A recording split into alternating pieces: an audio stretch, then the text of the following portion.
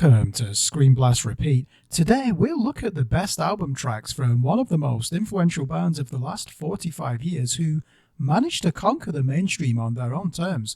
We are of course talking about The Cure, whose dark introspection, self-deprecating humor and manic depressive tendencies came to define the alternative generation of the 1980s and inspired many of the artists that spearheaded the 1990s and beyond. The Cure have many faces and personalities, thanks to the creative vision of their leader Robert Smith, who formed the band in 1978 and achieved instant acclaim in the British music press for the group's stripped-down punk-inspired sound. They soon moved beyond this into darker realms with a trilogy of classic albums between 1980 and 1982 that would go on to influence genres such as darkwave, post-rock, gothic rock, and industrial, while also defining the identity of post-punk. 1982's Pornography album would have finished most artists due to its inner turmoil and misanthropic despair, but Smith reinvented The Cure in 1983 as an artist that would make fun of the stereotypes labelled at their aesthetic, their audience, and their art, beginning with iconic hits such as The Love Cats and Let's Go to Bed, and continuing throughout the decade with In Between Days and Why Can't I Be You. The Cure wrote some of the most playful pop songs of their era while delving into the deepest introspection for their albums. 1985's The Head on the Door and 1987's Kiss Me Kiss Me Kiss Me saw them walk the line between pop sensations and gloomy minimalists before returning to the melancholia of their early material for 1989's landmark Disintegration LP. This marked the commercial and critical zenith of the band's career and turned them into superstars in America, resulting in 1992's Wish album storming the charts in the UK, US, and Australia. Despite this, the 1990s were not as kind to The Cure, with the group releasing only one more album, Wild Mood Swings, which failed to achieve platinum status and wrestled with an uncertain direction. As he did in 1989, Smith retreated into solitude and returned with the 2000 LP Blood Flowers, making no concessions to the music industry and releasing no singles for radio. It marked a return to form and looked likely to be the band's last effort before the next wave of alternative artists of the early 2000s started name-checking The Cure and paying homage to their legacy. A high-profile comeback in 2004 under the production regime of Ross Robinson saw them venture into a heavier direction with noise rock and grunge influences coexisting alongside their sentimental pop meanderings. They continued this direction for 2008's 413 Dream, but the group have released no further records since, meaning that the 2010s marked the first time The Cure failed to write anything in an entire decade. But perhaps the question is whether they need to create anything new after such a distinguished career. These shortlists always create debate, and it's almost impossible to whittle down The Cure's best-known singles to just 7 cuts. Therefore, we decided to limit the choices to 1 song per album for our final list. Otherwise, we could choose all 7 album tracks from 1982's Pornography LP or 3 consecutive songs from Side B of 1989's Disintegration. These are the Screen Blast Repeat Top 7 Album Tracks by The Cure. At number 7, we have The Same Deep Water as You from The Cure's 1989 Disintegration album.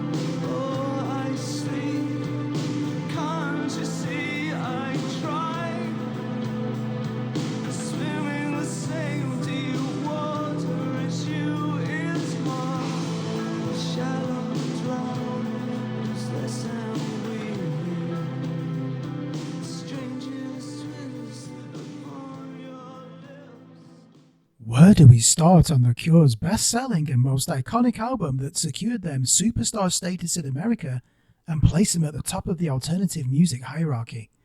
Disintegration is a record that achieves the rare feat of hitting new heights with each passing song on side B, and nowhere is this more evident than in the despondent fortitude of The Same Deep Water as You.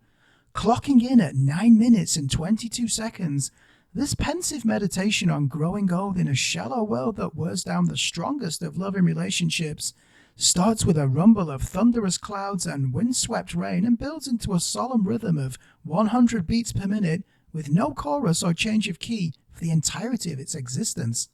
At the heart of this composition is Simon Gallup's high-register bass line scything against the strings with the concentration of a stonemason as a recurring flourish of keyboard strings mourn between Robert Smith's heartfelt verses.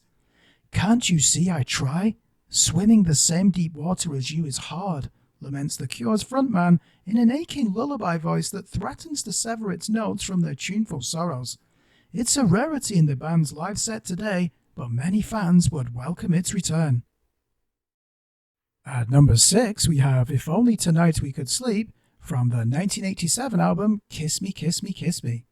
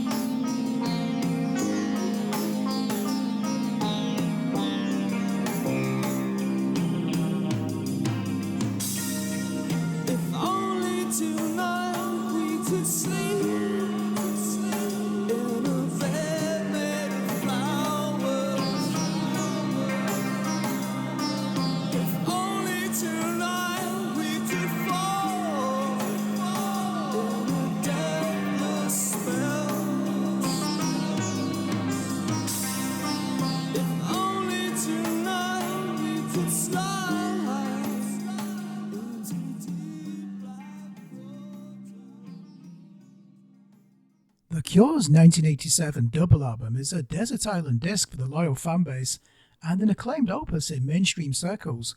Perhaps nothing personifies the bipolar tumult of the band than this record. Next to the upbeat pop swing of Hot Hot Hot and the cuddly theatrics of Why Can't I Be You, we have dark introspective numbers like Snake Pit and the angst-ridden noise rock of The Kiss. But the most mystical song is track number 4, If Only Tonight We Could Sleep, sees The Cure build on 1985's The Head on the Door, where they first pioneered their favoured structure of writing a long intro with a significant chord shift and then repeating it for 4 isolated stanzas. In this case, they insert the song's main motif of sampled sitars and Eastern drum percussion as if connecting each verse through ritual meditation. Robert Smith digs deep into his higher chest range and attacks the microphone with squirming fingers and tightened face remonstrations to unleash the pain of his words. The Cure were post-rock before it became a recognized subgenre, and this is the album where they laid down its foundations for others to tread with gratitude. At number 5, we have Shake Dog Shake from the band's 1984 album, The Top.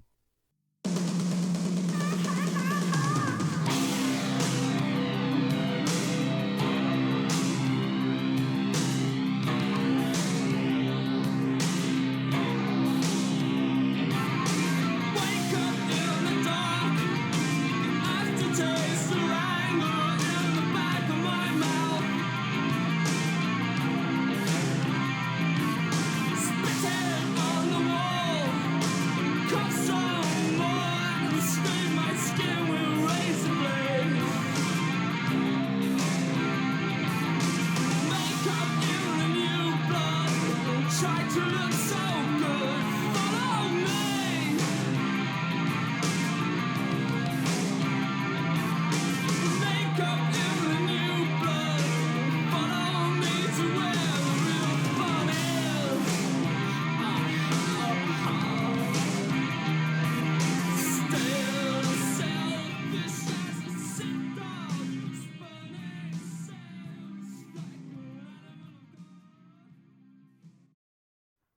We slept all night in the Virgin's bed and dreamed of death and breathed like sick dogs, pines Robert Smith in a lyric that continues to baffle people to this day. Extravagant drum fills and droning guitars form the backbone of this song as Smith pushes his voice to a higher range of angst and perfects his English home counties diction in a trademark melody. It's one of the great nostril-flaring anthems in The Cure's discography because of its agitated tempo and heroic performance on the drum stool from underappreciated jazz sticksman Andy Anderson. Listen to the aggression and grandiose gestures of self-harm emanating from the microphone. Absorb the distorted power chords in their delay-heavy whisk and let them burrow into your chest. This is The Cure at their most sinister and ambiguous. Still a staple of the band's setlist today, it's the one outstanding track from their 1984 experimental album The Top. But are you ready to wake up in the new blood and follow The Cure's frontman to where the real fun is? Of course you are. At number 4, we have Sinking from the band's 1985 album The Head on the Door.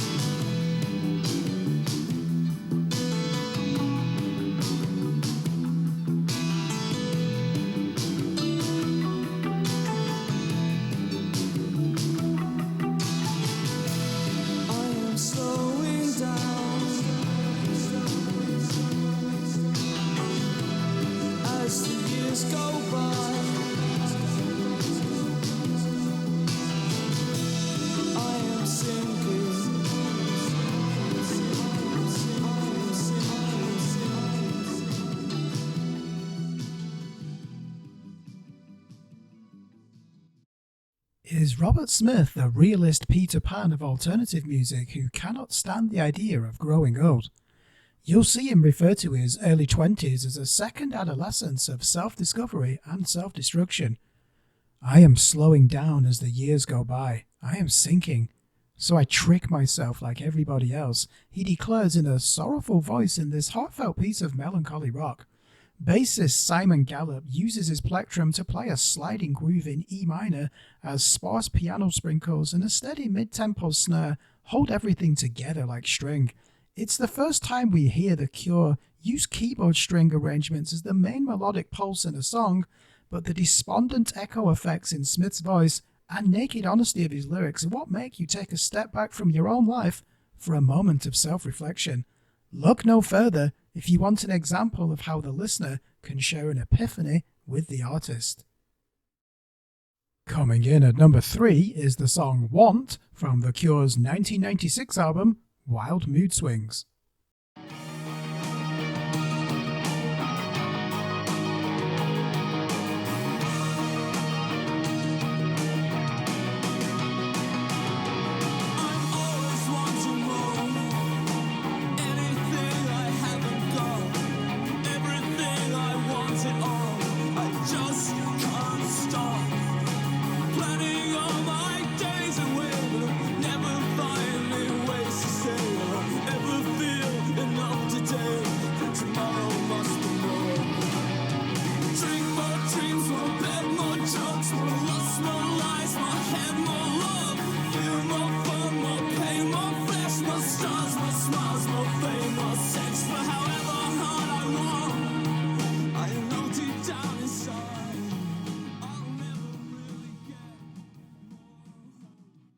It might be one of the most derided albums in their catalogue, but 1996's bloated and eclectic effort is big on imagination and risk.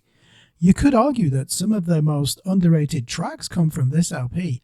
Opener Want is a magnificent piece of luscious goth rock that unfolds like a song composition workshop for aspiring musicians. Listen how one simple 3-chord guitar phrase at the higher end of the fretboard remains constant throughout as bass, drums, synthesizer, lead guitar, and strings come together in patient formation for the main groove. This song has more layering than an onion before Smith emotes with the opening line of, "I'm always wanting more. Anything I haven't got, everything, I want it all. I just can't stop," as if awakening the courage of every awkward loner in the world. The Cure are at their best when they reveal the structure of the song before the first verse and avoid the need for a key change or shift to a chorus. Want is right in front of you in the extended intro, in its minimalist intrigue, in its naked candor, and in the way it dies down at the end as effectively as it started. At number 2, we have the title track from the 1981 album, Faith.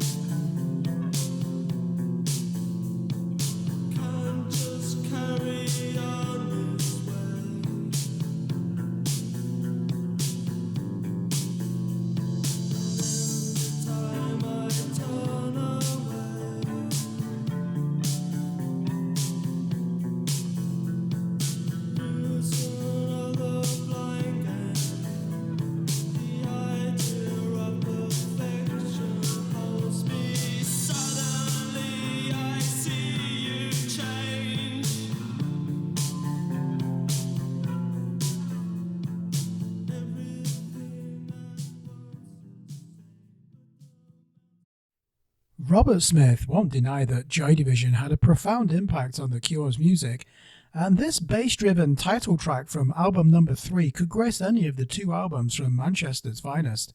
Faith claims to preserve a modicum of hope in a bleak introspective world, but its tempo and fragile calm are as liberating as the freedom that comes with no longer caring about life. Simon Gallup's mournful bass notes guide you through the sorrows of standing in the rain as you try to process the importance of a loved one's passing. "Catch me if I fall. I'm losing hold.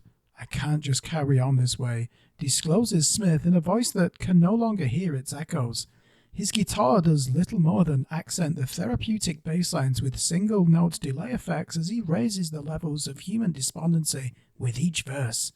There is no chorus, no melodic hook to cling to, no pause from the solemn and steady drum beat, and no respite from the ubiquitous wall of maudlin anxiety. This is the song where Robert Smith discovered his true singing voice and verbalized his emotions as the dominant instrument in the mix. See if you can remain stoic as he articulates his desperation with the immortal lines, "Please say the right words, or cry like the stone-white clown, and stand, lost forever in a happy crowd." So, what do we have at number 1 as the best album track in the Cure's illustrious discography? Drum roll, please. At number 1, we have 100 Years from the 1982 album Pornography.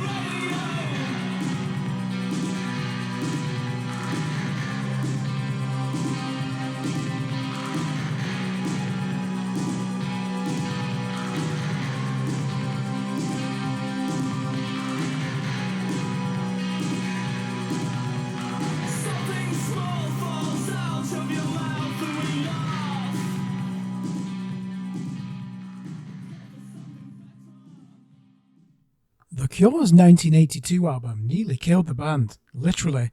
Or so it felt like for Robert Smith, who assumed he would end the band's tour and quietly die at home in seething apathy. Life can be easier to navigate if we bring the reality of our death forward and fixate on it. Then, as the opening line to 100 Years dictates, it doesn't really matter if we all die.